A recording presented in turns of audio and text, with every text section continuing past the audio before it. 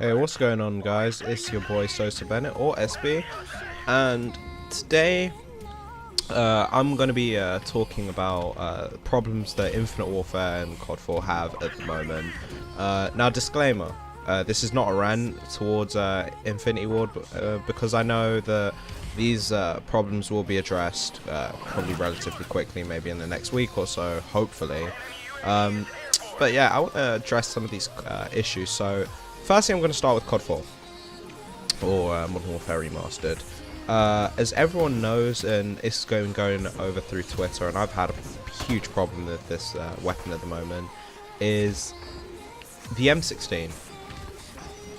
The M16 on COD 4, on the original COD 4 was, it was never this strong.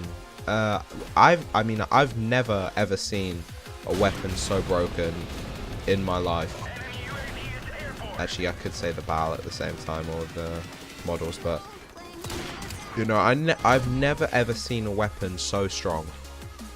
And the M16 in this game is absolutely broken, because usually what a burst weapon has it has interesting consistency. Now, so far I've found the M16 to be, at the moment, the most consistent weapon in the entire game.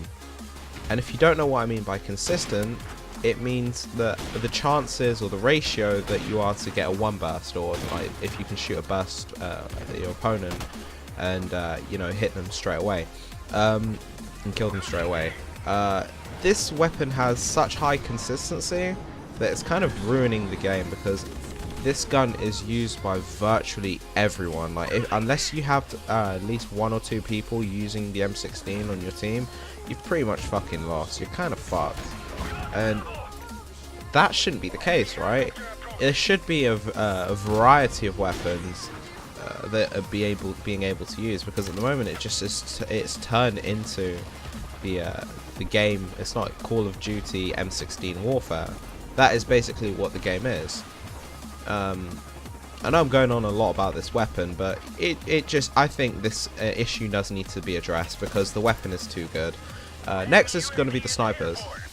At the moment, there is a problem with deep impact, and Raven have put on Twitter and that they know that there is a problem with deep impact, because they did think themselves that you had to have deep impact to get a collateral. But to be honest, that genuinely wasn't the case, because on all my classes back on the original COD 4, I always had steady aim on, and I was pretty much getting collaterals left, right, and center. But it now feels like deep impact is extremely weak. Now, if you just saw that shot that I did just a moment ago, I just shot someone through a brick wall, and that was waist above. And I think if that was on the original COD 4, that would have been a kill.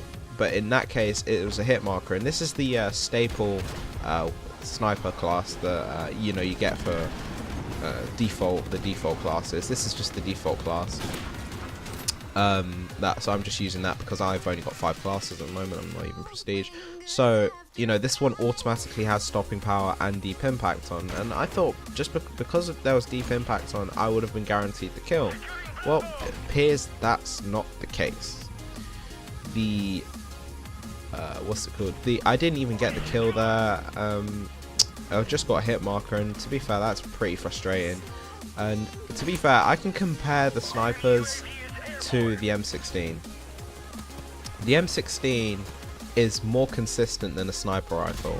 I've shot people waist below with the sniper rifle and got hit markers, right? That's what should happen. I've shot people waist below with the M16, killed them. That shouldn't happen. Usually it should be vice versa, maybe. But it just illustrates that the weapon is way too strong and snipers are way too weak. So this needs to be addressed. Also, the fact that the M16 can pierce through Juggernaut, that should not be the case. I mean, I don't use Juggernaut on any of my classes because I'm not an idiot. But You need to section that off. Looking at another Juggernaut hit marker. The amount of Juggernaut hit markers I've had in this gameplay is like probably absolutely absurd. But this gameplay is very important because it does illustrate how many times the M16 can batter someone and how much a sniper rifle is useless at the moment, because they're not strong at the moment. They're very, very weak. And the M16 is just pretty much just killing absolutely everybody. Another hit marker. And did you see that? That was waist above, and that's not a one shot. Like, that doesn't make any sense. Okay, on to Infinite Warfare now. And there have been quite a few problems on Infinite Warfare, the game itself. If none of you know this or have noticed this, the energy weapons have been pretty interesting, and people have been complaining about these a little bit themselves who've actually noticed this. The bullets ricochet off the floor and walls. So guns like the ERAD, the Type 2 are going to struggle in the future because they're going to have a lot of balance problems. And of course, you know, granted, there are always guns that are going to get nerfed and buffed, but these ones in particular are going to struggle throughout the game and being too weak or too strong. Because if the bullets can ricochet, you have to think about not only buffing and nerfing the gun, but nerfing or buffing the ricochet damage as well, because the bullets ricochet, which is absolutely stupid. I don't know what the point of that is, because the regular weapons don't do that. So it kind of feels like unless you're using a regular energy weapon again, you're going to be struggling, you know. So I think that one thing needs to be addressed, because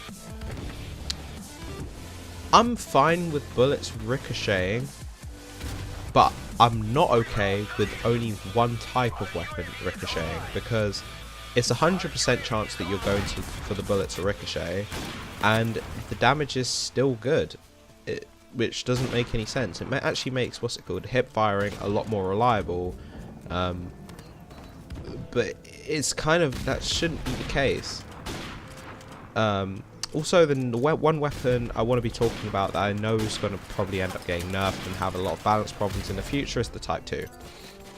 The Type 2, if you guys have used, is extremely accurate, has a high fire rate, and has really good damage. But the problem with the weapon is the fact that it can be turned into two weapons. It can be turned into an akimbo weapon and be turned back into an assault rifle again, which, to be fair, is going to the gun is going to struggle, because if you're going to nerf the gun or buff the gun, what are you going to nerf? Are you going to nerf it in the assault rifle mode, or are you going to nerf it into the akimbo pistol mode? It's just very interesting. I mean, the RPR Evo got nerfed on this patch, and we do know that the gun is strong because it's like the Ripper, but it still is strong, but it's not as amazing as it was in the beta. But the Type 2 is going to be really struggling for the fact that it's an energy weapon. The bullets can ricochet, and what do you nerf? Do you nerf the ricochet damage, the fire rate, the akimbo version? You know, it doesn't make any sense. The next thing I'm going to be talking about is going to be the rigs, the combat rigs. One of the rigs in particular is actually standing out in my face, and it's just being like, Jesus Christ, this is so damn strong and overpowered, is the Equalizer. And if you don't know what that is, it's that rig that increases your movement speed and when you get a kill, and it's like two sort of auto-firing pistols that just deal a shit ton of damage when you're right next to someone, and can drop someone in a split second. And I think that needs to be nerfed down, because the range is pretty stupid on it, and you can get it really quickly, which I think should be the case. Last but not least, I'm going to be talking about is hit detection on the game. Of course, every Call of Duty should have weapons with good hit detection, right? But I think it's too good. Now, I know people will just be thinking, wait, so why are you complaining about it if it's really good? Well, because it kind of turns the game into a battle of who has the best connection, because I've always noticed the person who shoots the bullet first is always guaranteed to get the kill, like on Ghosts. Which is a big problem because there's very little outplay potential. Because on Black Ops 3, if you got shot first, you were probably able just to dash, turn around and shoot the person and kill them. There's virtually no outplay potential. The moment you get shot, you're basically gonna get killed. I think that needs to be looked at. I don't think it will, but that's just my opinion anyway. Anyway, that wraps up the video. Hope you enjoyed the video. If you can leave a like and subscribe to the channel, that would be very much appreciated. If we can hit at least 5 likes this video, that would be absolutely amazing for me. Anyway, it has been your boy SB, also Spennett, and I'm signing out. Peace.